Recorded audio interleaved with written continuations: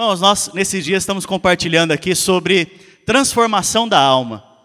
E esse já é o quarto culto, se eu não me engano, que nós estamos falando desse tema. E devo falar mais ou menos uns 6 cultos aí para frente. Eu acredito que a maioria de vocês tem sido abençoados com essa palavra. Transformados por essa palavra que produz vida dentro de nós. E a transformação da alma, ela tem a ver com a sua faculdade, as faculdades que você tem dentro dela, que é a mente, vontade e emoções. Nós falamos muito a respeito disso. Se você não ouviu essas palavras antes, eu te aconselho a ouvir essas palavras. A gente tem ela gratuitamente no Facebook, se não me engano no YouTube. Você pode entrar lá e ouvir, para você acompanhar a sequência. E hoje nós vamos continuar falando sobre a mente, sobre a transformação da nossa mente. E eu queria que a gente começasse hoje o culto declarando algo, todos nós juntos. Fala assim comigo: eu sou o que a palavra de Deus diz que eu sou. Eu posso o que a palavra de Deus diz que eu posso. E eu tenho o que a palavra de Deus diz que eu tenho. Sabe, se você caminha com essa verdade, você vai caminhar em vitória. Sabe, se você caminha crendo nessa verdade, você vai andar em vitória nos seus dias. Só quem crê diz amém. E a transformação da alma tem a ver muito com isso. Tem a ver em você se colocar diante da palavra de Deus e contemplar essa palavra e ser transformado, para entender e crer que tudo que a palavra de Deus diz a seu respeito é verdade. Sabe? E como eu tenho dito nesses dias, nós somos um ser triuno. Quem estava aqui no primeiro culto comigo sobre transformação da alma? Eu ensinei que nós somos um ser triuno. Nós somos um espírito que temos uma alma e habitamos num corpo. Nós somos esse ser triuno. E a vontade de Deus então é que esse espírito que Deus te deu quando você nasceu de novo, governe todo o seu ser. Mas por conta do pecado, por conta do mundo, a sua alma ficou pitimbada. Lembra dessa palavra? Pitimbada, destruída. Essa música que nós ministramos agora há pouco tem muito a ver com essa palavra. A nossa alma estava em pedaços. Assim estava a minha alma e a sua alma em pedaços. E a graça e o favor e a bondade e a misericórdia de Deus fez com que a minha alma e a sua alma pudesse ser transformada, restaurada hoje. A nossa alma, então, ela envolve 3 coisas, como eu disse antes: mente, vontade e emoções. Tudo que tem a ver com a sua mente, com a vontade e com as suas emoções está conectado na sua alma. Amém? Estou querendo te situar onde você está aqui agora. E hoje nós vamos continuar falando da mente, então. Por que, pastor, que eu tenho que renovar minha mente? Por que que a palavra de Deus diz para restaurar a alma? Aonde que a palavra de Deus diz sobre restaurar a alma? Se você abrir lá no Salmo 19, capítulo 19, versículo 7, é o versículo chave dessas ministrações. A lei do Senhor é perfeita e restaura a alma. Fala assim comigo: a lei do Senhor é perfeita e restaura a alma.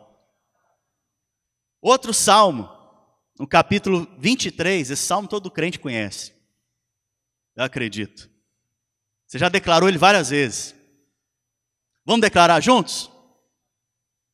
O Senhor é o meu pastor e nada me faltará. Ele me faz repousar em pastos verdejantes. Leva-me para junto das águas de descanso. Restaura a minha alma. Guia-me pelas veredas de justiça por amor do seu nome. Em outra versão fala sobre refrigerar a alma. Mas refrigerar e restaurar são a mesma coisa. Então, se a Bíblia está falando que a minha alma e a sua alma precisam ser restauradas, quer dizer que ela está com algum problema. E nós vimos que esse processo de restauração da alma, ele é inaugurado no dia que você converte. No dia que você tem uma experiência com Deus. Nesse dia, eu e você iniciamos um processo com Deus, em parceria com Deus, de restauração da nossa alma. Nós vimos que as emoções, os pensamentos e a vontade foram afetados por conta do pecado. A vontade do homem se tornou passiva. Alguém aqui já teve uma experiência, você que é casado, da sua esposa chegar em você: amor, resolve esse problema aqui. Não, amor, depois eu faço. Nenhum homem fez isso, eu tenho certeza. Vocês são homens de Deus, irmãos. Nenhum pai aqui fez isso, eu tenho certeza. A sua vontade, ela não é passiva, ela é ativa. Amém? Então, o pecado e o mundo, os padrões do mundo, né, os pensamentos do mundo, isso que o mundo prega para você diariamente, constantemente, através da televisão, através desses princípios que o mundo dá, afetou a sua forma de pensar, afetou a sua forma de agir, o seu comportamento. E Deus hoje quer restaurar a sua alma, na sua mente, para que você possa crer corretamente e possa agir corretamente, de acordo com a palavra de Deus. Amém? Então, por que a minha mente precisa ser renovada, pastor? Porque a mente, o que ela deveria fazer? A mente, de acordo com Cristo, ela deveria expressar um mapa claro, um norte claro, para onde você tem que ir. Isso fala de propósito. Qual é o propósito de Deus para a sua vida? Qual é o propósito de Deus para você e para mim? Por que eu nasci nessa terra? A sua mente tinha que estar impresso, claro nela, qual é o seu propósito diante de Deus. Se você for olhar para a vida de Jesus, do início ao fim, ele tem um propósito. Do início ao fim, ele sabia que ele ia morrer por mim e por você. Do início ao fim, ele sabia o seu propósito e ele andava de acordo com esse propósito. Mas eu e você, muitas vezes, por não ter uma mente transformada e renovada, não entendemos nosso propósito. E aí nós vamos para outro lugar, nós fazemos outras coisas fora do propósito de Deus. Nós somos guiados muitas vezes pelas coisas naturais, por dinheiro, por como pode ser melhor aquilo ou isso, e aí sim tomamos decisões e perdemos o propósito de Deus. Então, a mente que está caída, que está sem transformação ainda, não tem propósito. E o que você precisa hoje entender? Que Deus tem um propósito para a sua vida. E você tem que perguntar isso para Ele. Ele que te criou, Ele sabe esse propósito. A segunda coisa que o pecado afetou a sua mente e afetou a minha mente, que o mundo afetou a minha mente, a sua mente, é a respeito da sua identidade. Fala assim comigo, identidade. A identidade fala de quem eu sou em Cristo. Quem que você é em Cristo? Sabe, no culto passado nós declaramos aqui que nós somos novas criaturas. As coisas velhas já se passaram, eis que tudo já se fez novo. Então, nós vimos que, no culto passado, que eu e você já somos novas criaturas. E nós temos uma identidade em Cristo. Outra coisa que a gente viu no culto passado também, é que sempre quando Jesus ia fazer um milagre, ele reafirmava a sua identidade. Vamos lá de novo, irmãos? Ele reafirmava a sua... Vocês estão aqui comigo? Olha aqui para mim. Não perca a palavra. Então Jesus, ele sabia o seu propósito e sabia a sua identidade. Por que a minha mente e a sua mente então precisam ser renovadas? Primeiro, porque você precisa saber qual que é o propósito de Deus para a sua vida. Segundo, você precisa saber quem você é em Cristo. Sabe, Jesus, ele, quando foi curar o cego, ele falou, eu sou a luz do mundo. Jesus, quando ele foi ressuscitar Lázaro, ele falou, eu sou a ressurreição e a vida. Ele sabia a sua identidade. Cada vez que você reconhece a sua identidade, você está apto a experimentar do milagre de Deus na sua vida. Sabe? Então o mundo, o diabo, ele quer te cegar com essas coisas, para que a sua mente não seja renovada e ele roube a sua fé. Esse é o maior objetivo de Satanás, roubar a sua fé. Nós vamos ver daqui a pouco. Em Efésios capítulo 4, versículo 22 em diante, a palavra de Deus diz o seguinte, mas não foi assim que aprendeste a Cristo, se é que de fato o tendes ouvido e neles foste instruído. Fala assim comigo, eu tenho aprendido de Cristo. Eu tenho sido instruído em Cristo nesse lugar. Segundo é a verdade em Jesus, no sentido de que, quanto ao trato passado, vos despojeis do velho homem, que se corrompe, segundo as concupiscências do engano. E olha só o que a Bíblia declara aqui, irmãos. Vos renoveis no espírito do vosso entendimento. Irmãos, Paulo era um homem culto, amém? Paulo, ele falava vários idiomas, e ele era um homem muito culto. Então, traduzindo o que ele está dizendo aqui, em outras palavras, transforma a sua mente. Ele está falando aqui, e vos renoveis no espírito do vosso entendimento. Vamos trazer para o português menos culto. Renova sua mente, Alex. Renova sua mente, Sanzio. Renova sua mente, Paulo. Vai renovar sua mente, irmão. Renova sua mente. É isso que Paulo está falando aqui. Sabe? Vos renoveis no espírito do vosso entendimento. E vos revistais. Vos revistais. Ou seja, se veste do novo homem, criado segundo Deus, em justiça e retidão, procedentes da verdade. Sabe, é isso que Paulo está propondo aqui para nós hoje. Isso que o apóstolo Paulo está propondo aqui para nós hoje. Renovar a nossa mente. Quantos querem ter uma mente renovada aqui? Sabe, tudo que Deus faz, Ele faz pelo Espírito e pela palavra. Eu tenho falado isso repetidamente para você, para ficar gravado na sua mente mesmo. Tudo que Deus faz, Ele faz pelo Espírito e pela palavra. Ele criou o mundo pela palavra e pelo Espírito. Ele criou todas as coisas pela palavra e pelo Espírito. Mas tem uma coisa interessante. Olha aqui para mim. Para renovar a sua mente, para renovar e transformar a sua alma, tem uma terceira pessoa envolvida. Olha para a pessoa que está ao seu lado aí e fala assim, essa terceira pessoa é você mesmo.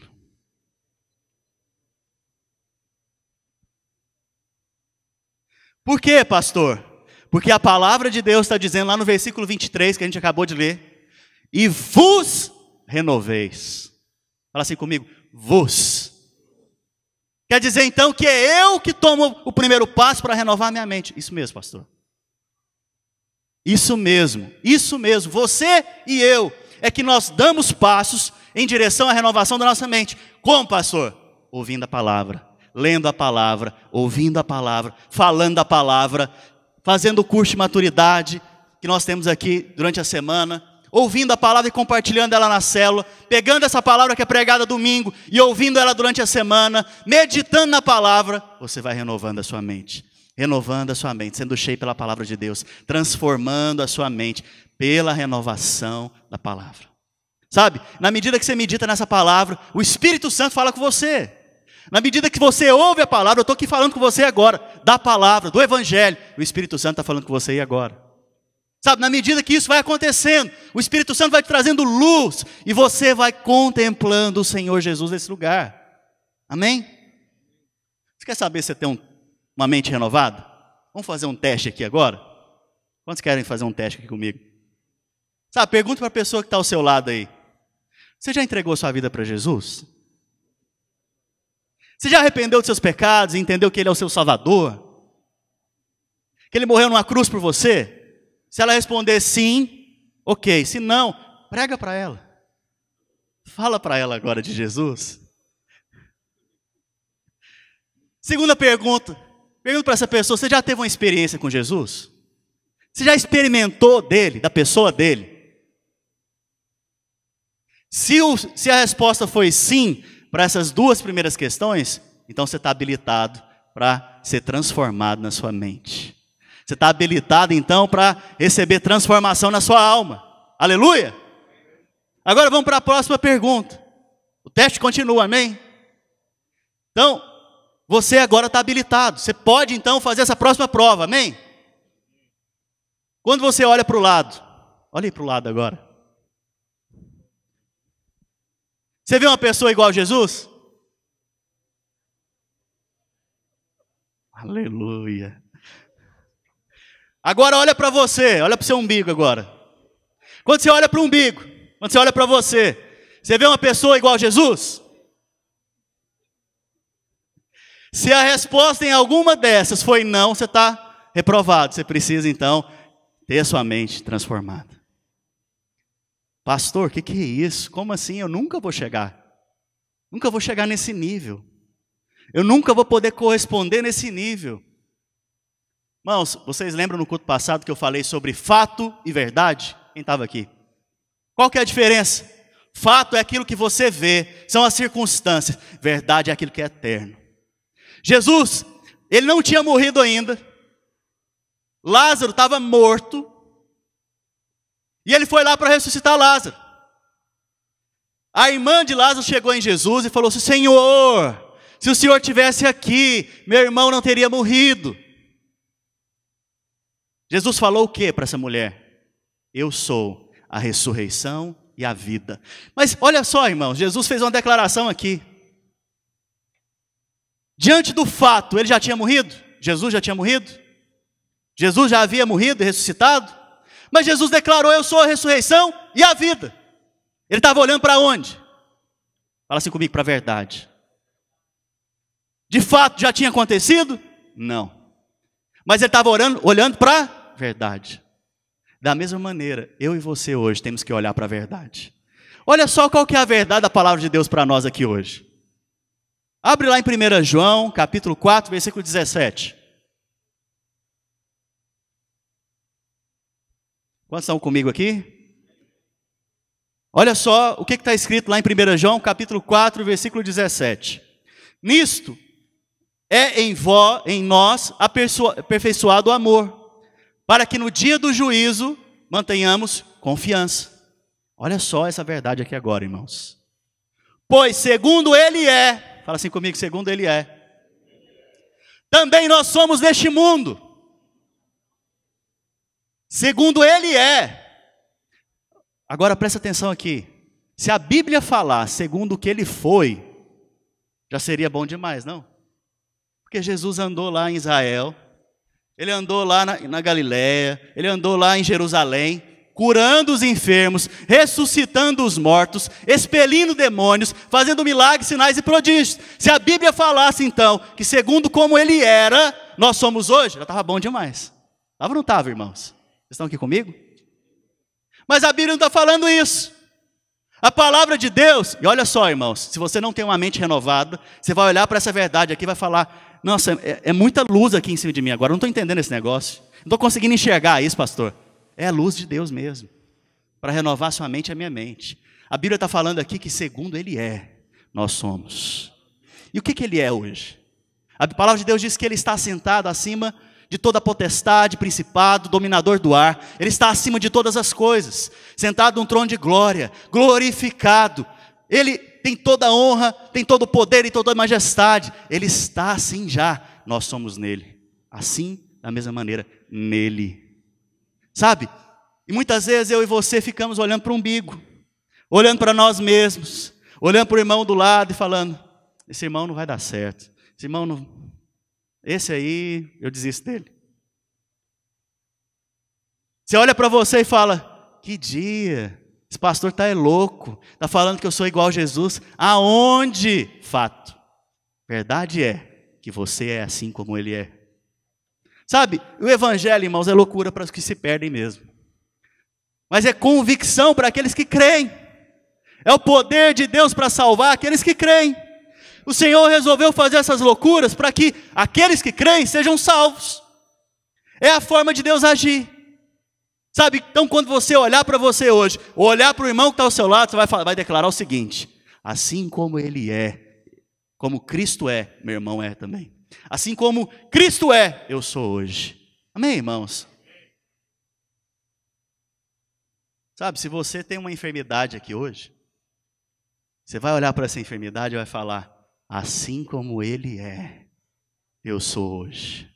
Sabe, se você está com um problema na sua alma, assim como Ele é, eu sou hoje. Sabe, é assim que caminha em fé, irmãos. Não tem outra maneira, não tem outra forma. É olhando para o autor e consumador da nossa fé que nós caminhamos nessa terra. Amém? Sabe, nós somos transformados em nossa mente quando fazemos o quê? Fala assim comigo: contemplamos o Senhor. Só quem está aqui, irmãos, parece que os irmãos, vocês estão com fome? Acho que é a feijoada lá atrás que está tirando a atenção dos irmãos. Fala assim comigo: assim como Ele é, eu sou hoje.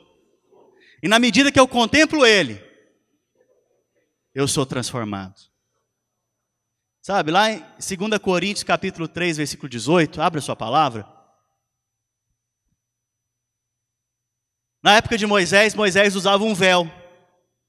Quando ele ia adorar a Deus, ele usava um véu. Quando ele ia falar com o povo, ele usava um véu, e o véu representa a lei.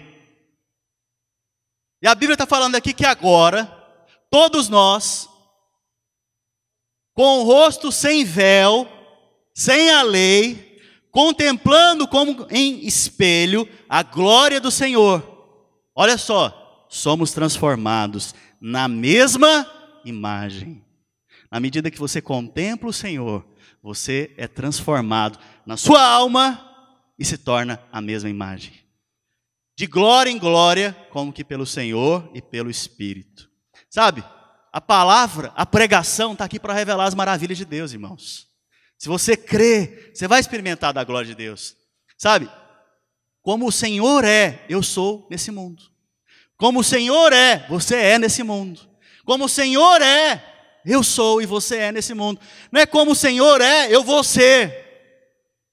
A palavra de Deus não usou o futuro, nem usou o passado, mas usou o presente. O verbo está no presente. Eu e você hoje somos assim como Ele é. Ah, irmãos, não sei se você entendeu. Se você entendeu, dá um glória a Deus aí. Sabe, o Espírito Santo ele nos transforma à medida que a gente contempla o Senhor. E o Evangelho, ele não é sobre fazer. Não tem nada a ver com o fazer. Ele tem a ver com crer. Vou falar de novo para você entender. O Evangelho não é um conjunto de regras. Que isso pode, isso não pode. Faz assim, faz assado, faz dessa maneira, age assim, não corta o cabelo, veste essa roupa, passa o batom, não passa o batom, não faz sobrancelha. O Evangelho não é isso. O Evangelho não é um conjunto de regras. O Evangelho tem a ver com crer. E o que eu estou propondo para você aqui nessa manhã é crer que assim como Ele é, nós somos aqui hoje. Sabe, na medida que você crê e contempla essa verdade em Cristo, você vai sendo transformado e tornando a imagem dEle. Amém?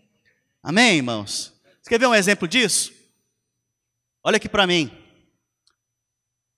Pedro, certa vez ele estava num barco, e a Bíblia fala que Jesus veio andando sobre as águas. Pedro, ao contemplar Jesus, Pedro, ao olhar para Jesus, ele falou: Senhor, me manda também andar. Ou seja, me torna igual a você. Me deixa fazer as mesmas coisas. Me faz caminhar da mesma maneira que o Senhor caminha. Me faz parecer contigo. O que aconteceu? O Senhor falou: eu quero. O que aconteceu?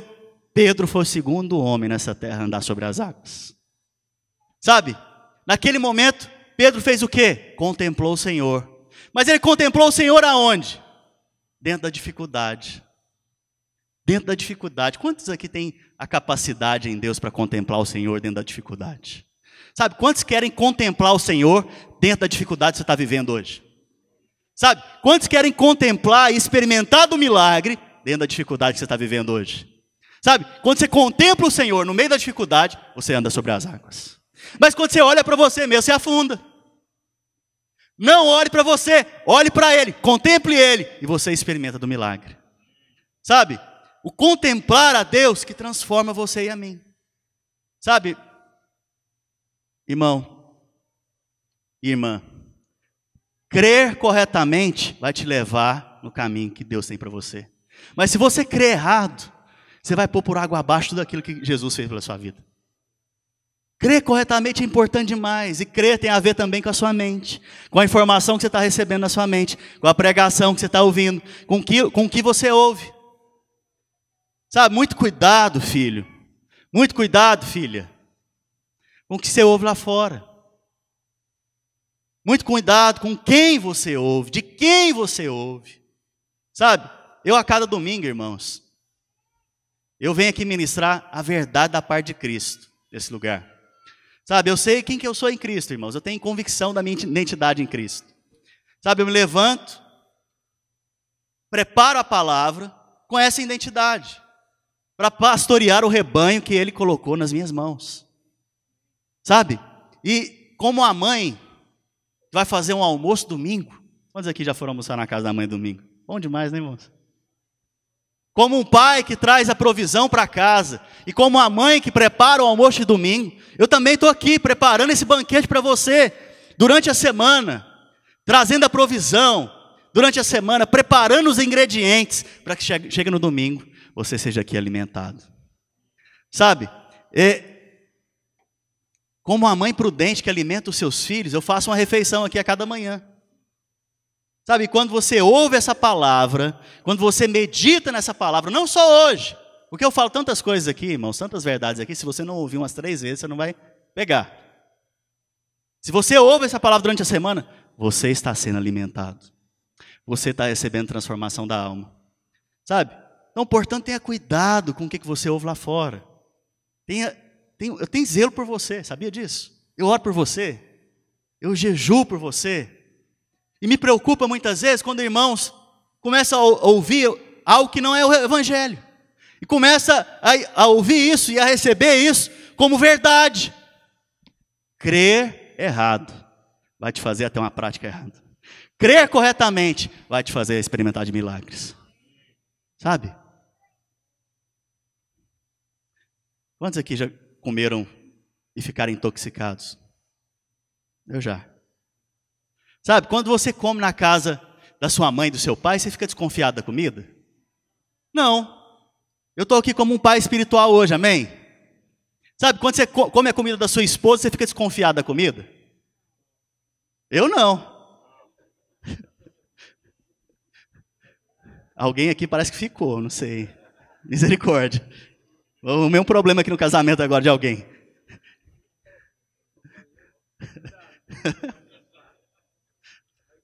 Irmão, você não fica lá pensando, não, será que isso aqui tem algum problema? Será que isso aqui está com algum problema? Não, você come. É ou não é? Você recebe a comida e come. E no final você fala que está gostoso. É ou não é, irmãos? Mas quando você come fora... Quantos aqui já comeram em restaurante chinês? Comida chinesa é boa, não é, irmãos? Mas não olha para dentro da cozinha deles, não. Se você olhar para dentro da cozinha, você não come. Se você olhar onde é feita a comida, você não come, né? E quando você come fora, você corre o risco de ser intoxicado. Quantos aqui gostam de comer fast food? Eu gosto, mas não posso. Só eu, que esses irmãos são anjos demais. Ninguém gosta de comer um Burger King, um McDonald's, um Nuggets, né? Ninguém, só eu, tá bom. Se você come comida estragada lá fora, quando você chega em casa, você vai fazer o quê? Vomitar e ter diarreia. É ou não é? É ou não é, irmãos? Da mesma maneira, quando você começa a comer comida que estão aí na internet, que não tem nada a ver com o evangelho, ou que tem a ver com aquilo que eu vou pregar daqui a pouco, você chega na célula, você chega para o pastor, você chega para o líder da célula e vomita. E o irmão vai ter que limpar o seu vomito depois.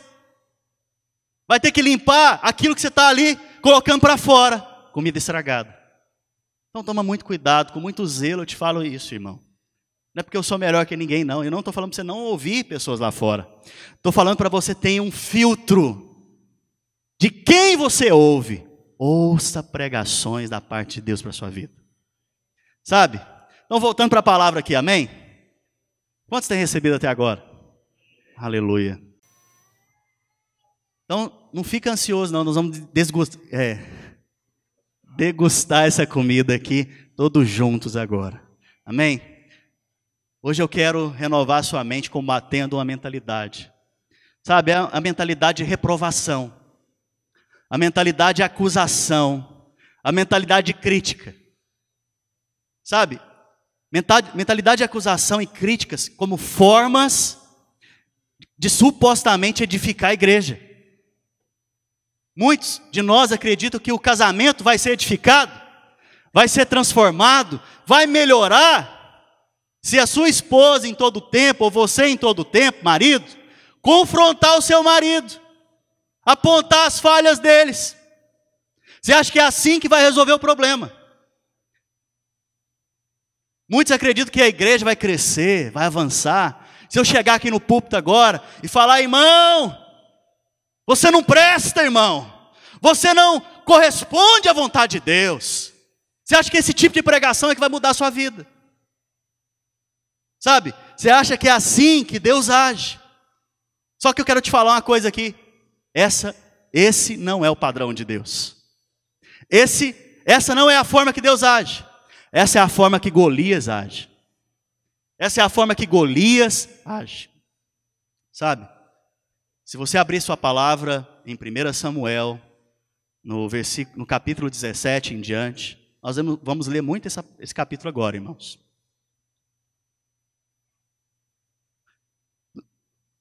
Capítulo 17, versículo 1 em diante. Do versículo 1 ao 3, a palavra de Deus está descrevendo uma situação de batalha que está acontecendo ali, entre a nação de Israel e os filisteus. A Bíblia está falando ali que os filisteus estão num monte, e a nação de Israel está em outro monte, e aqui no meio tem um vale, aonde vai acontecer a batalha. Então é como se fosse um teatro, um anfiteatro.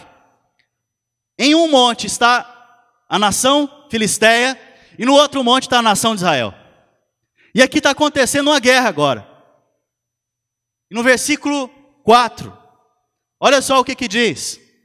Então saiu do arraial dos filisteus um homem guerreiro, cujo nome era Golias, de Gate, da altura de 6 côvados e 1 palmo. Olha só que interessante, irmãos. Nada está na palavra de Deus por um acaso. Nada está escrito ali por um acaso. Até um nome tem significado na palavra de Deus. Cabe a você e a mim descobrir, através do Espírito Santo, amém? Irmãos, o que significa Golias? Golias tem 2 significados. Golias significa expor ou descobrir. Fala assim comigo, expor ou descobrir algo, descobrir. Ou exílio.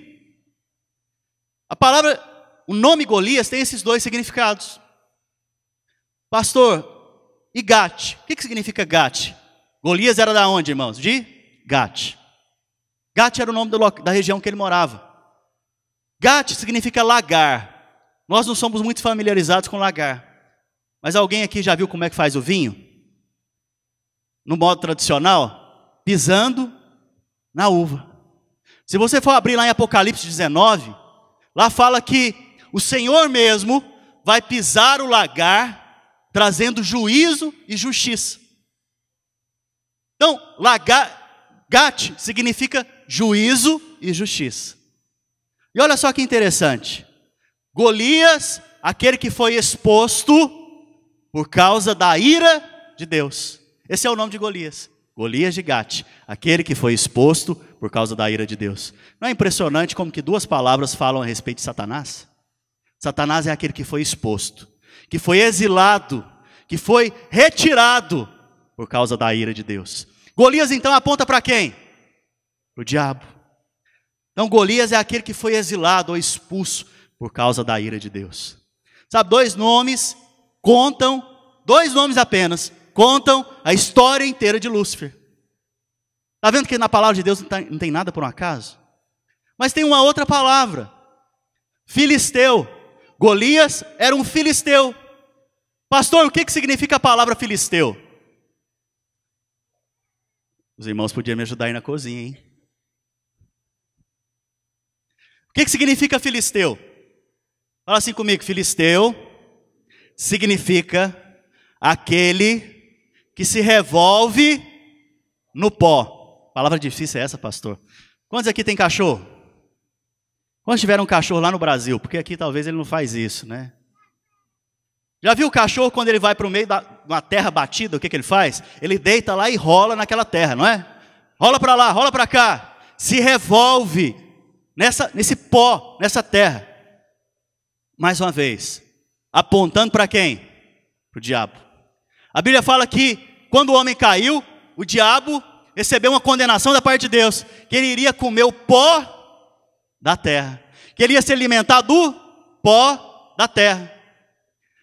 Então aqui o filisteu quer dizer o quê? Aquele que aponta para o diabo, mas é aquele que quer levar você a parecer sujo o tempo inteiro. Mais uma vez, acusação. Filisteu aponta para aquele que quer te fazer ficar sujo o tempo inteiro. Você orou, mas não orou o suficiente. Você leu a Bíblia, mas não leu o suficiente. Aquele irmão lá orou 1 hora, você só orou 15 minutos. Você nunca está apto para Deus. Você nunca está capacitado para Deus. Você nunca pode ser usado por Deus, porque você não vai chegar nos padrões elevadíssimos de Deus. Isso é o filisteu que está trazendo condenação, acusação, afronta. Pastor, mas o que isso tem a ver com a palavra de transformação da mente? Porque eu e você, muitas vezes relacionamos com os irmãos, com nossas esposas, com os nossos maridos, com os nossos filhos, diante dessa mentalidade que é do diabo. Mentalidade de Golias, a mentalidade de reprovação, a mentalidade de condenação. Vocês estão comigo, irmãos? Está claro? Então, como eu disse, Golias aponta para quê? Para o diabo. Amém? Continuando então no versículo 5, vai falar agora do que Golias está vestido. E na medida que eu for lendo, irmãos, eu quero que você imagine agora o Golias e como ele está vestido, amém? Assim fica mais fácil você entender. Trazia na cabeça um capacete de bronze. Capacete de quê, irmãos? E vestia uma couraça de escamas, cujo peso era de 5.000 ciclos de bronze. Trazia caneleiras. Jogador de futebol usa caneleira, amém, irmãos? Guerreiro também usa. Golias usava caneleiras. Olha só, e as caneleiras eram de quê? De bronze. Nas pernas e um dado de bronze nos ombros. E a haste da sua lança era como o eixo do tecelão. E a ponta da sua lança de 600 ciclos de ferro diante dele e o escudeiro. Dá para colocar a imagem que eu te pedi aí, Hélio? Está na mensagem que eu te mandei. Olha só, irmãos. Nada na palavra de Deus é por um acaso, amém? Nós vimos que o nome do Golias, a região que ele morava, né, e a nação que ele pertencia, tudo apontava para o diabo. Vocês estão comigo aqui? Vocês estão cansados? Amém. Mas olha só, o que ele vestia era todo de bronze. E os metais também têm significado da palavra de Deus. Ouro, por exemplo, aponta para a natureza divina, para a justiça de Deus, para a santidade de Deus. Prata, por sua vez, aponta para dinheiro na Bíblia, para a redenção. Jesus ele foi vendido por 30 moedas de... José foi vendido por 30 moedas de prata. Prata aponta então para um preço que foi pago, redenção. E o bronze, pastor? Para que? O que aponta o bronze? O que significa o bronze na palavra de Deus? Fala assim comigo, bronze significa juízo. Condenação. E que interessante, em Golias, ele era todo vestido de bronze. No diabo, ele é todo revestido de bronze. Quer trazer condenação, acusação. O nome dele é Satã, o nosso acusador. Olha só, irmãos. Esse aí é Golias. É uma ilustração para você entender. Olha o tamanho desse cara. O que ele produz? Medo. Produz medo? Nossa, olha o tamanho dele. Tudo revestido de bronze. Sabe, em Golias não há ouro, não há prata, é bronze. A primeira menção que se faz é do capacete dele. O capacete está onde, irmãos? Cabeça está representando o que? A mente, a forma de pensar. E olha só que interessante, a mentalidade de Golias então é bronze. Qual que é a mentalidade de bronze? De acusação, de condenação. Sabe, muitas vezes eu e você ficamos usando esse capacete para acusar os nossos irmãos, para acusar aqueles que nos cercam, para acusar aqueles dentro da nossa casa.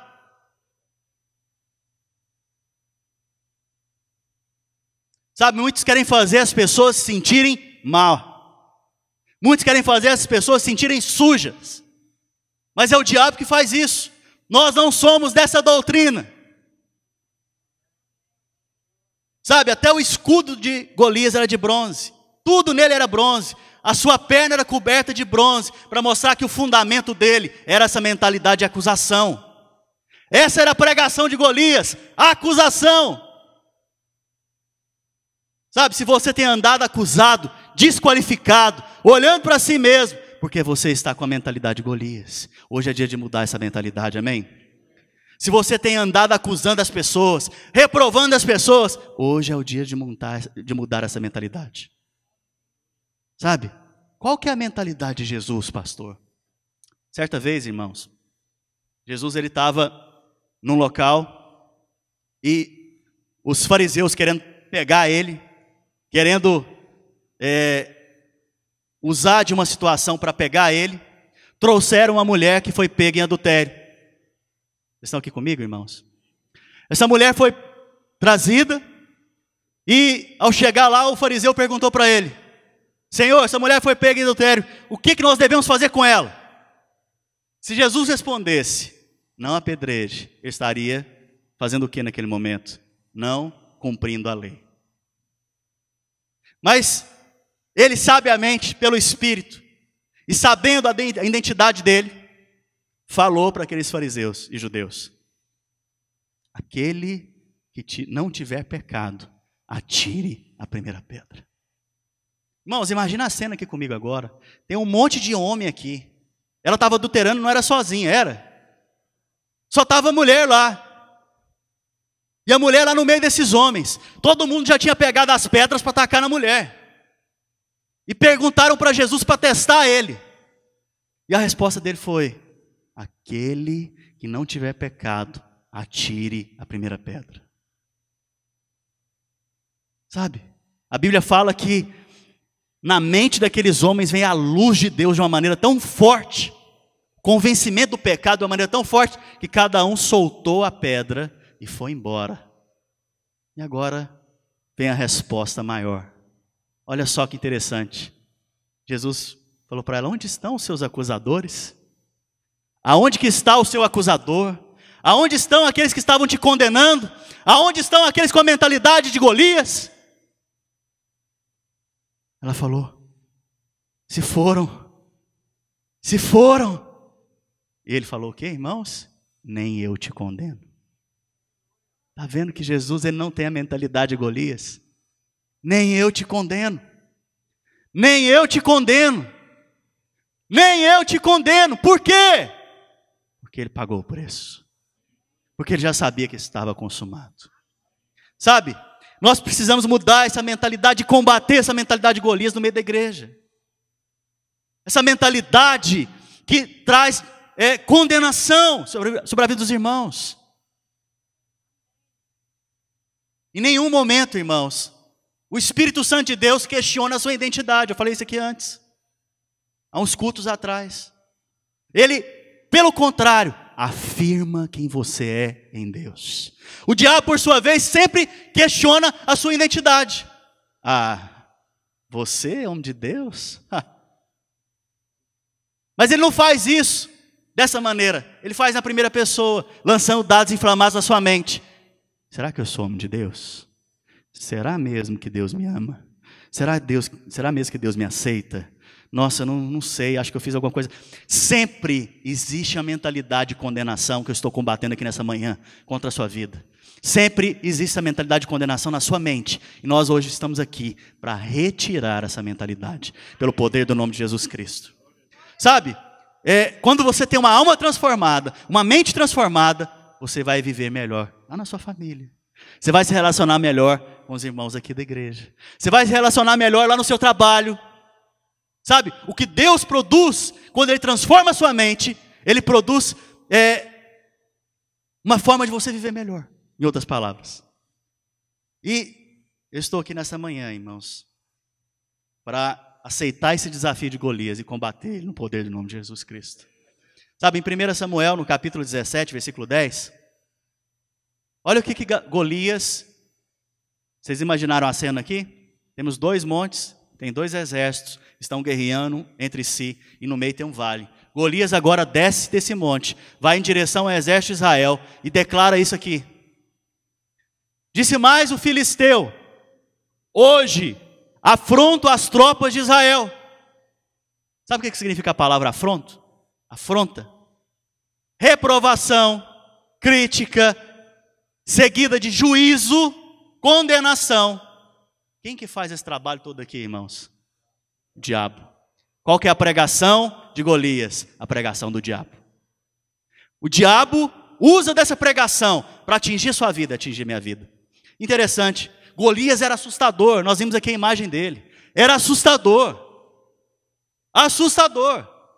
Mas o interessante, a força dele, o poder dele não estava no seu tamanho, não estava na sua força física, mas estava em suas palavras. O poder de Golias estava na onde, irmãos? Nas palavras, na afronta, na acusação.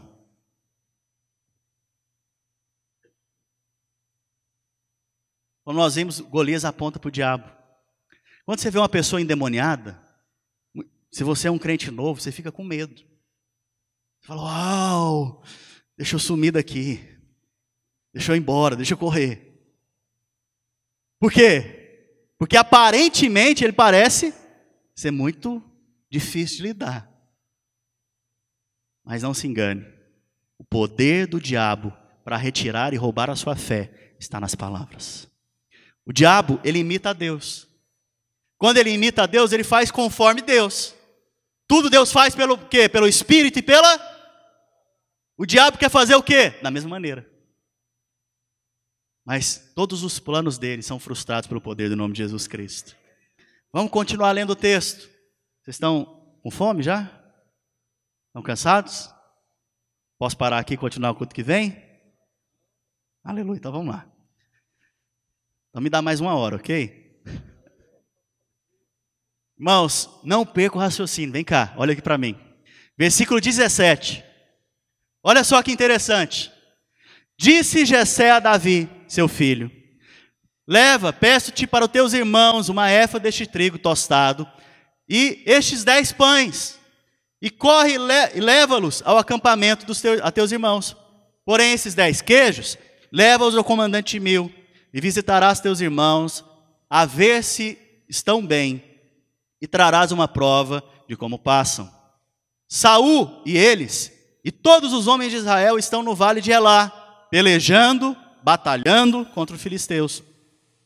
Davi, pois, no dia seguinte, se levantou de madrugada, deixou as ovelhas com um guarda, carregou-se e partiu, como Jessé lhe ordenara, e chegou ao acampamento quando já as tropas saíram para formar-se em ordem de batalha. A gritos chamavam a peleja. Os israelitas e filisteus se puseram em ordem, fileira contra fileira. Davi, deixando o que trouxera aos cuidados do guarda da bagagem, correu à batalha, e chegando perguntou aos seus irmãos se estavam bem. Estando Davi ainda a falar com eles, eis que subindo dos exércitos filisteus, o duelista, cujo nome era Golias, o filisteu de Gate, e falou as mesmas coisas que antes falara. E Davi ouviu. Bom, vocês estão imaginando a cena aqui comigo? Enquanto eu leio, você tem que imaginar a cena. Davi estava lá cuidando das ovelhinhas da família. O pai dele pede ele para fazer o quê? Vai lá e leva comida para os seus irmãos. Leva pão para os seus irmãos. Vai lá e fala com seus irmãos e vê como que eles estão. Davi chegando lá, viu aquele alvoroço dos exércitos, um gigante falando lá, e a Bíblia fala que Davi fez o quê? Irmãos, eu não sei se vocês estão percebendo aqui a mensagem profética. Isso aqui aconteceu antes de Jesus vir, amém? Olha só, irmãos, durante 39 dias a Bíblia fala que Davi afrontou os exércitos de Israel. Golias. Afrontou os exércitos de Israel. 39 dias. No 40º dia, 40 na Bíblia é um número perfeito, de completude, que completou um tempo. Davi chega e ouve Golias afrontando o exército de Israel. Davi, ele não sabia, mas aquele momento ali seria o último dia que ele voltaria para a casa do pai. Aquele momento ali era o último momento que ele participaria do mesmo ambiente que o pai dele estava. A partir daquele momento, aquele jovenzinho com 17 anos, que obedeceu à ordem do pai, mesmo que pequena, trouxe um futuro glorioso para ele. Se você for ver lá na frente, depois que Davi obedece o pai, ele nunca mais volta para a casa do pai, ele vence Golias, ele casa com a filha do rei, Depois ele é retirado da casa de Saul, ele é perseguido, vai morar numa caverna e depois ele é feito rei de Israel. Obedeceu o pai. Uma simples ordem que você e eu obedecemos hoje pode produzir glória. Sabe, uma simples ordem que você corresponde hoje, sabe, do seu líder de célula, do seu pastor, os filhos com os pais, uma simples ordem pode produzir glória. Sabe, era uma simples ordem. Davi não sabia o que ia acontecer. E depois disso ele se tornou rei de Israel. Mas continuando, o que está desenhado aqui agora? A gente acabou de ler. Cristo Jesus, ele foi o quê, irmãos? Ele foi enviado por quem? Fala assim comigo, pelo Pai. Quem enviou Davi? Jesus foi enviado para quem? Para os judeus. Davi foi enviado para quem? Para os seus irmãos. Jesus trouxe o quê? O pão. Davi levou o quê para os seus irmãos? O pão. Vocês não estão percebendo aqui, não? A história acontecendo, se repetindo, né? O mover de Deus agindo aqui nesse momento, sabe? Pequenas obediências, como eu disse, resultam em grandes transformações, sabe? O papel de Golias é afrontar, mas o de Jesus, né? De Davi, é o quê? Retirar a afronta. O papel de Satanás, que é o verdadeiro Golias, é de afrontar a mim e a você, é de acusar a mim e a você, mas o papel de Davi, que na verdade é Jesus, o verdadeiro Cristo, é o quê? De tirar a afronta, de tirar a condenação, de tirar o peso de condenação e de culpa sobre a minha vida e sobre a sua vida. Sabe, todo aquele que retira a afronta, a condenação sobre a vida de algum irmão, recebe recompensa. Quantos querem receber recompensa aqui? A recompensa de Davi foi o trono, a recompensa de Davi foi casar com a princesa e de ser isento de impostos. Ele olhou para a recompensa e ele retirou a afronta sobre Israel. Sabe, você hoje que está aqui me ouvindo, se você retira a afronta, a acusação sobre a vida dos seus irmãos, você recebe recompensa da parte de Deus. Sabe, não seja você o que acusa, seja você o que retira a acusação. Porque toda acusação já foi levada na cruz do Calvário.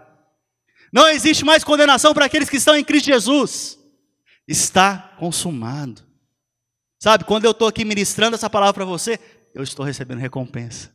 Aleluia. E a recompensa que vem do Senhor, amém? Aleluia.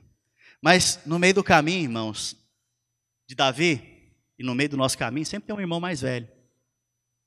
A Bíblia fala que Davi, ao chegar lá para levar pão para o seu irmão, para os seus irmãos, ele encontrou um irmão dele, o mais velho. Fala assim comigo, Eliabe. Não é esse Eliabe que está ali não, é outro Eliabe. Irmãos, Eliabe, para você ter ideia, o profeta Samuel foi ungir o rei de Israel. Ao chegar na casa de Jessé, pai de Davi, a primeira pessoa que ele se deparou e viu foi Eliabe. A Bíblia mostra então que Eliabe era um homem muito formoso, que tinha um físico, um porte muito bom, que caberia uma coroa na cabeça dele e todo mundo fala, esse é o rei de Israel, porque aparentemente ele parecia ser um rei, aparentemente. Até Samuel foi enganado, homem de Deus.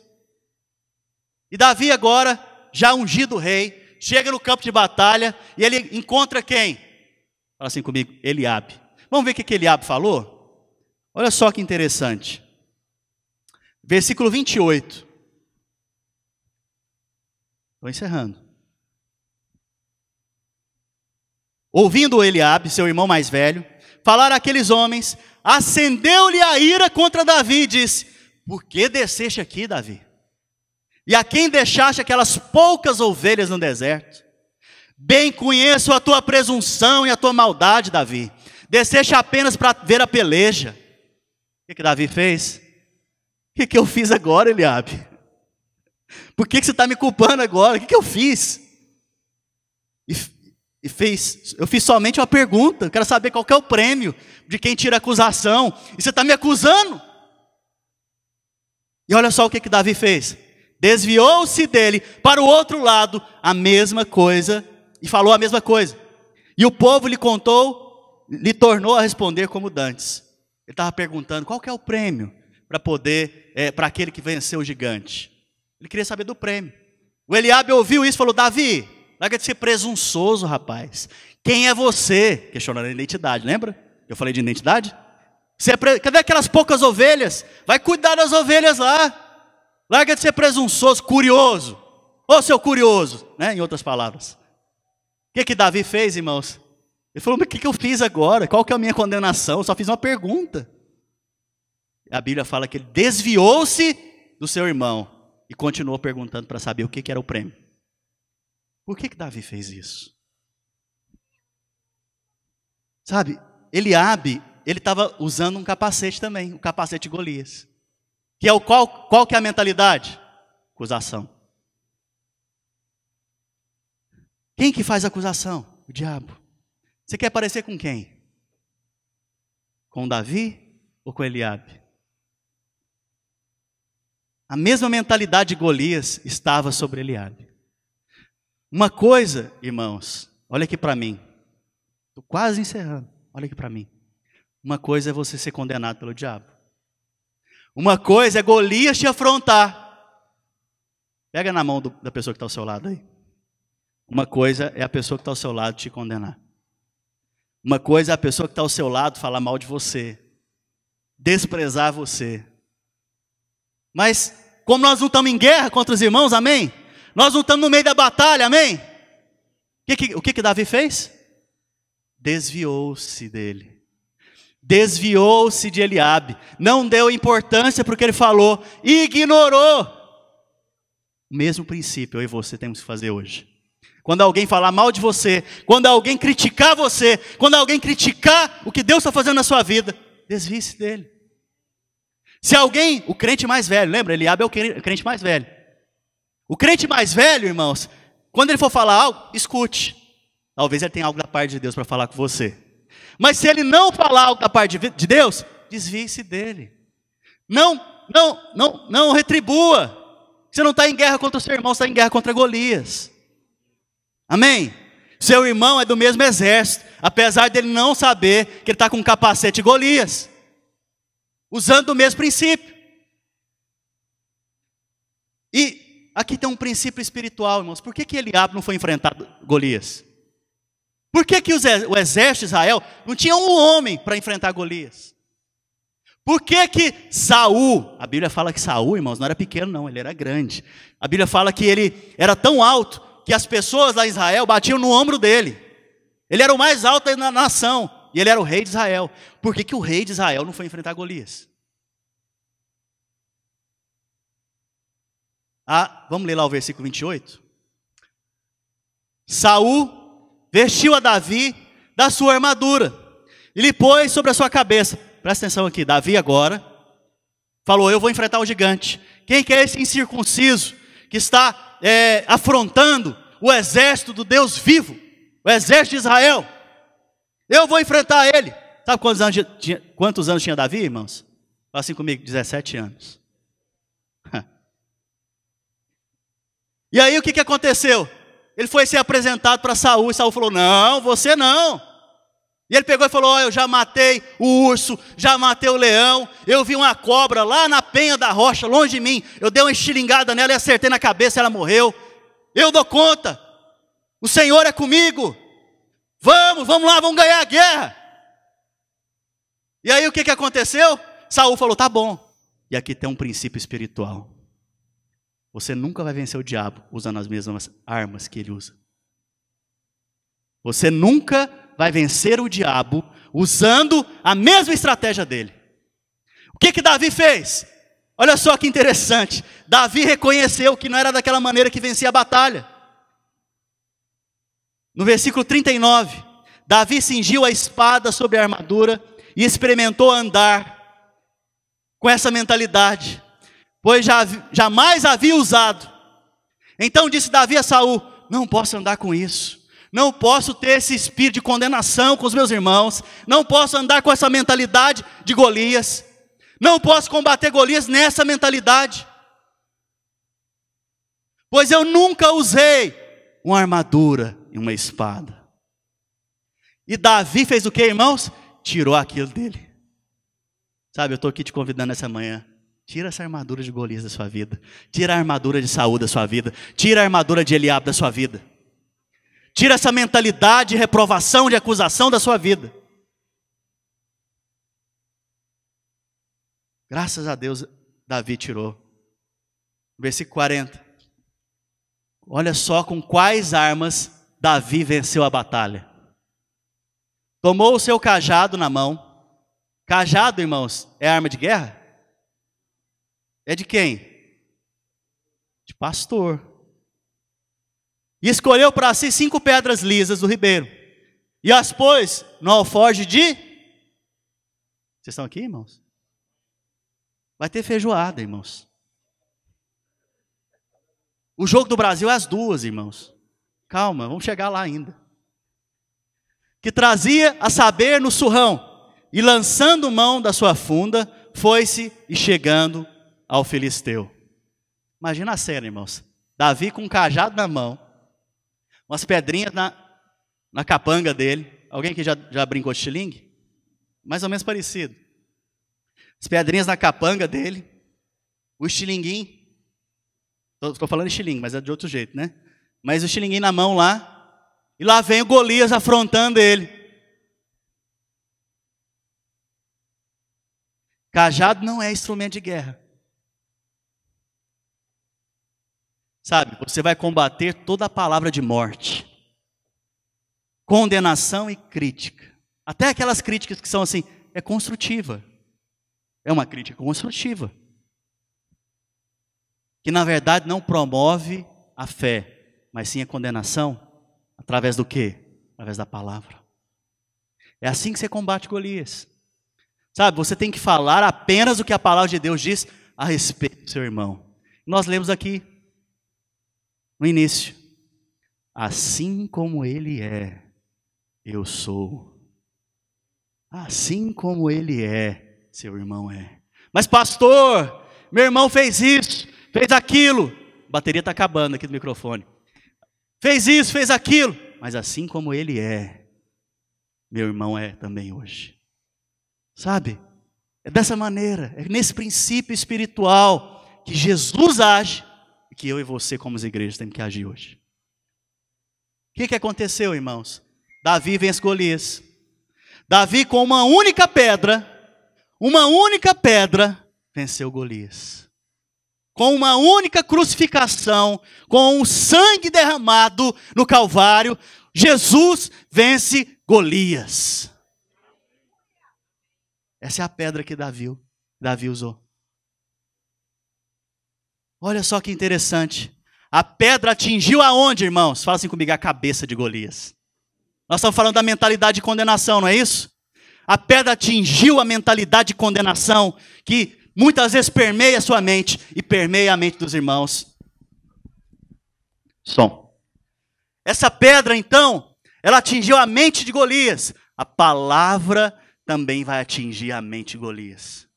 Mas olha só que interessante. Abre lá em Apocalipse, capítulo 12, versículo 11. Pessoal do louvor, puder subir.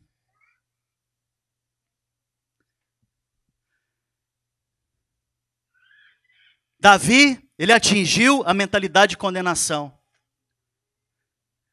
E eles, olha só o que está escrito em Apocalipse. E eles o venceram pelo sangue do Cordeiro. Fala assim comigo, o sangue do Cordeiro. E pela palavra do testemunho. Venceu quem? Fala assim comigo, diabo. Eu e você, Apocalipse está falando da gente. Que nós vencemos a Satanás, o verdadeiro Golias, através do sangue do Cordeiro. Vocês estão percebendo, irmãos, aqui? O que está acontecendo? Mas Golias morreu? Irmãos, Golias morreu? Não. A Bíblia fala que ele caiu. Você derruba o diabo através do sangue. Quando o diabo vem para te acusar, você fala, toda a condenação já foi levada na cruz do Calvário. Não existe mais a condenação para aqueles que estão em Cristo Jesus. Você derrubou o diabo. Agora você vai aniquilar o diabo. O que Davi fez? Pegou a espada e arrancou a cabeça do gigante. O que significa a espada? Dentro do texto de Apocalipse, capítulo 12, versículo 11. A palavra do testemunho. Você então enfrenta Golias pelo sangue do Calvário, mas você aniquila Golias na sua vida pela palavra do testemunho. É dessa maneira que nós vencemos a Satanás e a Golias. É dessa maneira que nós nos levantamos hoje. Levanta, irmãos. Com essa nova mentalidade, sem essa mentalidade de acusação, sem a mentalidade de reprovação, sem a mentalidade de trazer culpa na vida dos irmãos. Nós nos levantamos hoje com a mente renovada pelo poder do nome de Jesus Cristo. Tiramos a afronta de Satanás pelo sangue do Cordeiro. E aniquilamos o agir do diabo pela palavra do testemunho que está dentro de você e de mim. Sabe, deixa eu te contar uma coisa.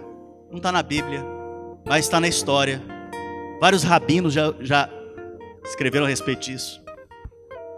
Davi, assim que ele venceu Golias, ele arrancou a cabeça dele. E ele pegou a cabeça dele e colocou num monte. Enterrou a cabeça dele num monte, para ficar como memorial em Israel sobre esse ato heróico que tinha acontecido lá, por ele. O nome desse monte chamava Monte de Golias, Gal Golias. Fala assim comigo, Gal Golias. Com o passar dos anos, ficou conhecido como o Monte da Caveira,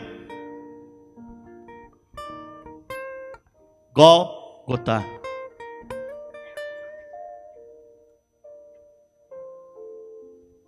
Com o passar dos anos, o verdadeiro Davi subiu aquele monte, crucificado, e pisou na cabeça de Satanás, o expondo. Lembra do nome de Golias? Expor. O expondo publicamente a vergonha e vexame. Satanás naquele dia foi exposto à vergonha e ao vexame diante das hostes espirituais. E Jesus pisou na cabeça da serpente. Ele pisou na cabeça do diabo, no monte chamado Gólgota, no Monte da Caveira, aonde ele foi crucificado. Sabe, eu quero te convidar nessa manhã, em nome de Jesus, a combater essa mentalidade de reprovação no nosso meio. Sabe, a combater essa mentalidade de reprovação lá na sua casa, lá com os seus, com a sua família.